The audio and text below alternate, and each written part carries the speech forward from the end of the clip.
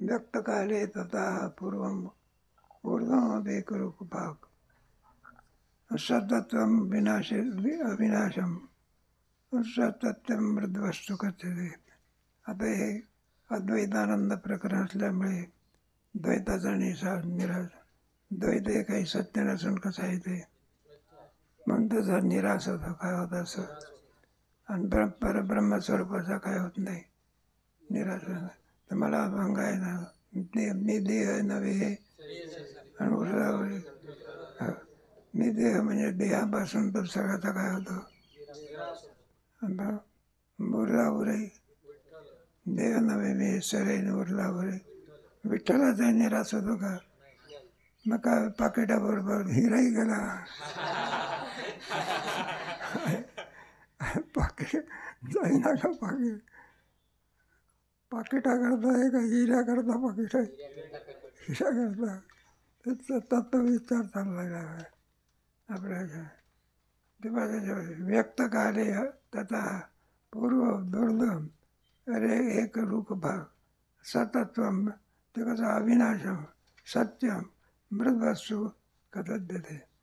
एका घड्याच्या विचारावरून आणि ब्रह्मांडाचा विचार करायचा आहे. उदाहरण कोणतं आहे? एक मातीचा घडा आणि विचार कोणाचा? ब्रह्मांडाचा. ब्रह्मांड एक कार्य आहे ना, घट जसा कार्य आहे. तर मातीच्या कार्यामध्ये काय ते व्यक्त काले तथा पूर्व मूर्ध एक भाग. व्यक्त काले म्हणजे ज्यावेळेला घट आपल्याला दिसत असतो त्याला व्यक्त रूप म्हणायचं. कोणतं रूप? व्यक्त काले तथा पूर्व व्यक्त होण्याच्या पूर्वी. नाही आलं का लक्षामध्ये? त्याचा नाही माती आहे का नाही, व्यक्त स्वरूप घडा आणि घडा उत्पन्न होण्याच्या पूर्वी कोण होती? माती होती. त्याला व्यक्त काले पूर्व असं म्हणा. अव्यक्त अवस्था म्हणजे कोणत्या अवस्थेत? व्यक्त काले तथा पूर्व अनुवर्धम रूप एक भाग. व्यक्त काल पूर्व त्याच्या पूर्वी माती होती. ज्या वेळेला आणखी तो दिसतो त्याही वेळेला कोण आहे? आणि ऊर्धम आणि काय ऊर्धम पूर्वही माती हे रूप एक भाग. असं सतत व्यक्त काले तथा करून व्यक्त कालामध्ये आणि व्यक्त होण्याच्या पूर्वी ऊर्ध्वम एक भाग आणि पूर्वाच्यामध्ये एक रूपाने घड्यामध्ये काय दिसते? पूर्वी कोण होती? माती. घटारूपाने व्यक्त झाल्यानंतर काय आहे आणि पुढे काय राहणार आहे? तिन्ही कालामध्ये काय आहे? मातीच आहे. जे तिन्ही कालामध्ये माती आहे तीच सत्य आहे. घड्यामध्ये कोण सत्य आहे? सतत्व अविनाशम सत्यम मृद्वस्तू कथ्यते. सतत्व अविनाश ते मातीच स्वतः आहे. माती आहे म्हणून घडा आहे, माती आहे म्हणून घडा वाचतो आणि माती आहे म्हणून घडा आनंद देतो. माती जर काढून टाकली तर त्याप्रमाणे सतत्व त्याला ज्याचा कधी विनाश होऊ शकत नाही त्याला सतत म्हणतात. सतत्व ते तत्व कसं आहे? अविनाश. घड्याबरोबर मृत्यूचा काय होत नाही. मग कुणाचा नाश होतो? घड्याच्या आकाराचा. मृत्यू जशीची ते अविनाश तत्व. मृत्यू काय कोणतं तत्व आहे? अविनाश तत्व. तेच सत्य आहे. मृदवस्तू कसे देते म्हणून त्याच्यामध्ये सत असलेली माती ही माती हीच काय आहे? मृदवस्तू सत्य काय? घड्यामध्ये असणारी जी माती आता आपण याच्यामध्ये लावायचं. कशामध्ये? दृष्टांतामध्ये राहिलं. हा झाला दृष्टांत. आणि पुढे कशामध्ये लावायचं? दृष्टांता करता दृष्टांत असतो कस तत्वा करता दृष्टांत. एखादा साधू संताला तुका म्हणे गुड, मग चंदनाचा दृष्टांत चंदना करता दिला का साधूच्या करीता? जसा चंदन काय करतो? सुगंध देतो. त्याप्रमाणे साधूच्या ठिकाणी असणारे गुण काय देतात? सुगंध देतात. ते सुगंधामध्ये काही करा तुम्ही, त्यांचा स्वभावच आहे. काय चंदनाचं झाड खाली जरी बसलं तरी काय देते? सुंदर सुगंधच देते. भरताला तोडला तरी सुगंध देते. आणि उठणं करत असतात, कोणाची करतात? उठी घासला तरी आणि जाळला तरी. म्हणून तुका म्हणे गुण सुगंध देणं हा त्यांचा काय स्वभाव आहे. तो स्वभाव कधी पालटत? स्वभाव कसा म्हणतात, किती जरी प्रयत्न करा तरी त्याचा स्वभाव निवृत्त होऊ शकत. तो स्वभाव गोष्ट ऐकलेली आहे तुम्ही. असा सणाचा दिवस होता जोडपा. तेव्हा मालकाने मंडळीला सांगितलं, म्हणलं बा आज काय आहे? म्हणलं सण आहे की. मग उत्तम कढी करायची. काय करायची? हो म्हणलं त्याला कढीपत्ता पाहिजे ना. तर कढीपत्ता ते कुठं काय? मग शेजारी घर होतं, तिथं कढीपत्त्याचं काय होतं. हा, तो गेला बा तिथे.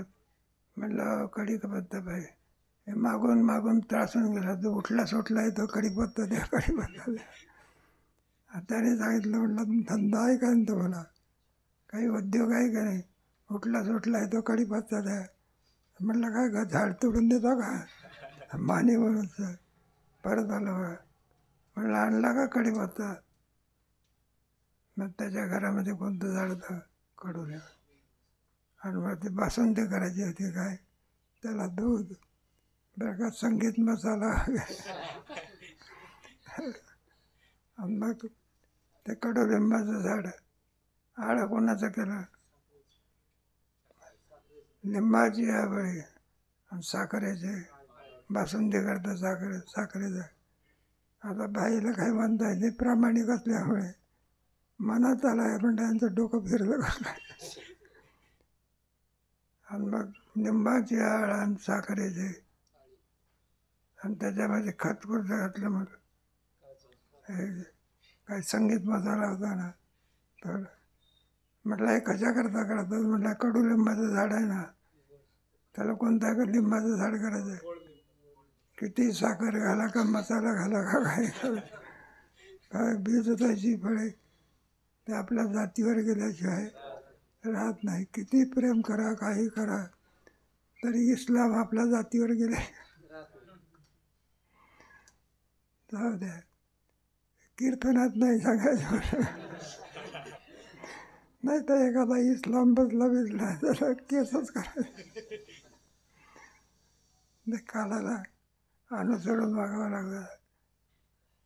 मग तुम्हाला माहिती नाही, ज्ञानेश्वरीतले गाथेतले पानं पडले होते.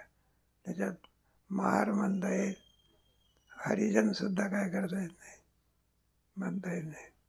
असं काला आहे तसं आहे. कशा करता झालं? तेव्हा सत्य कोण आहे? त्याच्यात असं हे वा, त्या गटामध्ये असलेली माती काय? मात्र नाम आणि रूप काय? 44 45. व्यक्तम घटो विकार नामेनेता विहिरिता अर्थचेदनमृत कस्मान मध्योद निवर्तते. पूर्वपक्षाची शंका. व्यक्तम घटो विकार, दिसणारा घट काय आहे? मातीचा काय आहे? विकार आहे. येतही नामविहिरिता, घट या नावाने त्याचं प्रकाशन केले झाले. मातीला तुम्ही घट म्हणत नाही. मग नामरूप आले म्हणजे त्याला काय म्हणतो आपण? नामरूप कोणामुळे याला? कुंभाराकडे. मग दृष्टांत देऊन सांगतात. तुमच्या याच्यामध्ये आणखी दृष्टांत आहे कशाचा? अधिष्ठानाचा बोध झाला म्हणजे अध्यस्त पदार्थाची काय होते? समजा सिद्धांत आहे ना. मग घट काय आहे? विवर्त आहे. नामरूप हे काय आहे? विवर्त आहे. मग मृत्तिकाचं ज्ञान झालं तर बरं का, नामरूपाची निवृत्ती कशी होत नाही लक्षामध्ये. दोरीचं ज्ञान झाल्यानंतर सर्पाची काय होते, दिसतो का सर्व? दोरीचं ज्ञान होत नाही तोपर्यंत काय असे त्याचं अस्तित्व. दोरीचं ज्ञान झालं की त्याचं अस्तित्व. मग त्याप्रमाणे जोपर्यंत मृत्तिकेचं ज्ञान होत नाही तोपर्यंत नामरूप घट म्हणतात. आणि एकदा घटामध्ये असलेल्या मृत्तिकेचं ज्ञान झाल्यानंतर घटाची काय झाली पाहिजे, मग ती निवृत्ती का होत नाही, असा पूर्वपक्षाचा श्लोक आहे. हे पहा, व्यक्तम घटो विकार असते येते नाम विरिक्त. व्यक्त असलेला घट त्याला विकार असं म्हणतात. काय म्हणायचं, विकार आहे चेत असं म्हणशील त्याला. नामविहित घट या नावाने त्याचा काय होतो, उच्चार होतो. कोणाचा, कुंभार क्रियेने केल्यानंतर त्याला माती म्हणता का घट म्हणता? कुंभार क्रियेचा हे होण्याच्या अगोदर त्याला घट म्हणता का माती म्हणता? मग आता कुंभार क्रिये नामरूप आहे. आणि ते नामरूप काय, अधिष्ठानाचं ज्ञान झाल्यानंतर नामरूपाची काय होते, निवृत्ती होते. अधिष्ठान असणारी माती तिचं ज्ञान झाल्यानंतर घटाची काय झाली पाहिजे, मग घटाची निवृत्ती का होत नाही, असा श्लोक आहे. व्यक्तम घटो विकार, जरा व्यक्त असलेला घट विकार आहे. नामविरहिता म्हणजे घट या नावाने त्याचं वर्णन केलं जाते. अर्थात असं म्हणशील तर म्हणजे अनर्थ अकस्मात निवृत्ती निवर्तते. जे नामरूप असते ते खोटं असते, काय असते, आणि सत्याचं ज्ञान झालं म्हणजे त्याची काय होते, निवृत्ती होते. अनृता मग मृतबोधे कस्मात नृतबोधे निवडते. मातीचं ज्ञान झाल्यानंतर आणि घटाच्या नावाची निवृत्ती का होत, त्याच्यात दोन प्रकार असतात. एक संसर्गाध्यास आणि एक स्वरूपाध्यास. संसर्गाध्यासमध्ये सत्यत्व बुद्धी जाते. कोणची, सत्य वस्तू जशीच आहे याला संसर्गाध्यास म्हणतात. काय होऊन जाय. आणि स्वरूपाध्यासामध्ये काय असे मुळात निवृत्ती होते कशाची. उदाहरणार्थ संसर्गाध्यासाने काय दोरीवर ते सर्प वाचतो त्याला स्वरूपाध्यास म्हणतात. कोणता, दोरीचं ज्ञान झालं म्हणजे सर्पाची काय होते, निवृत्ती होत असते. आणि संसर्गाध्यास म्हणजे एखाद्या स्फटिकावर ते जास्वंदीचं फुल आहे, मग स्वरूप कसा दिसतो, लाल दिसतो. आहे का, पाहणाऱ्या माणसाला स्फटिक का दिसतो. आता त्या मनात आलं की स्फटिक लाल आहे म्हणा, पण स्फटिकाजवळ गेला, कोणाजवळ गेला, मग ती लाली कोणाची आहे. आता कोणती बुद्धी गेली, सध्या दिसणं बंद पडलं का दिसत होय. स्वरूपाध्यासामध्ये दिसणं बंद पडते, संसर्गाध्यासामध्ये फक्त सत्यत्व होते. स्फटिक लाल नसून काय पांढर, कोणती बुद्धी गेली, पण दिसणं बंद पडलं का, मला कोणता अध्यास मिळायचा, संसार.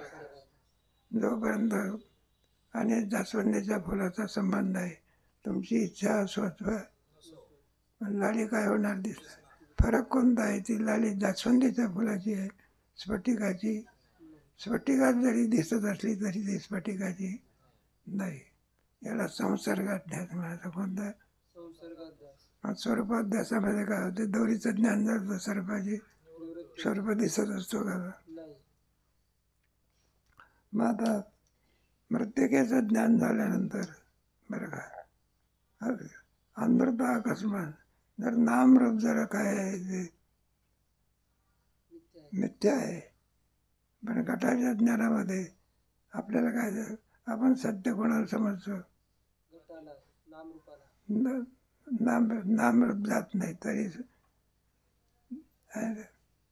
पूर्वपक्षाचं आहे ना, मातेचं ज्ञान झाल्यानंतर नामरूपाची काय झाली पाहिजे, निवृत्ती झाली, निवृत्ती होत घट जसाच्या अशी शंका आहे. या शंकेचं उत्तर कधी आता उद्या आता संपते. पुढे 14 आणि 15 याला वारी झाल्या.